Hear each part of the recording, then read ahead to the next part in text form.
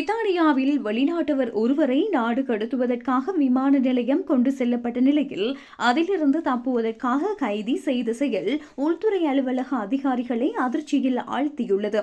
எகிப்து நாட்டுக்கு நாடு கடத்தப்படவிருந்த ஒரு கைதி தான் கொண்டு செல்லப்படவிருந்த விமானத்தை நிறுத்துவதற்காக மின்னணு சிகரெட் பேட்டரியை விழுங்கி அதிர்ச்சியை ஏற்படுத்தியுள்ளார்.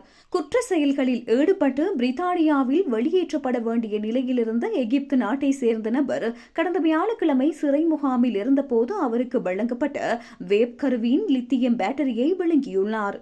இதனையடுத்து அவர் உடனடியாக மருத்துவமனைக்கு கொண்டு செல்லப்பட்டு சிகிச்சை அளிக்கப்பட்டார். பின்னர் அவர் மீண்டும் தடுப்பு காவல் மையத்திற்கு கொண்டு செல்லப்பட்டார். இச்சம்பவம் காரணமாக அவரை ஏற்றி செல்லவிருந்த சிறப்பு விமான பயணம் ரத்து செய்யப்பட்டது. இந்த சம்பவம் தொடர்பாக பாதுகாப்பு பணிகளை கவனிக்கும் மிட்டி நிறுவனம் விசாரணையை தொடங்கியுள்ளது. கைதிக்கு எவ்வாறு பேட்டரியை விழுங்கும் வாய்ப்பு கிடைத்தது என்பது குறித்து உள்துறை அமைச்சு விளக்கம் கோரியுள்ளது. குறித்த நபர் பிரித்தானியாவில் இருந்து அல்பேனியாவுக்கு அழைத்து செல்லப்பட்டு அங்கிருந்து எகிப்துக்கு கொண்டு செல்லப்படவிருந்தார். அவர் இல்லாத நிலையிலும் அல்பேனியாவுக்கான விமானம் மற்ற கைதிகளோடு புறப்பட்டு சென்றுள்ளது.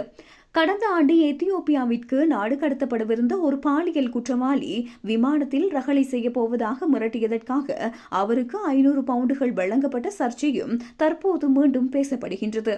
பிரித்தானிய அரசாங்கம் கடந்த 4 ஆண்டுகளில் புலம்பெயர்ந்தோர் தாமாக முன்வந்து வெளியேறுவதற்காக 53 மில்லியன் பவுண்டுகளை ஊக்கத்தொகையாக வழங்கியுள்ளது. கடந்த ஆண்டில் மட்டும் சுமார் 8700 வெளிநாட்டு குற்றவாளிகள் நாடு கடத்தப்பட்டுள்ளனர். இது முந்தைய ஆண்டுகளை விட 32% அதிகமாகும்.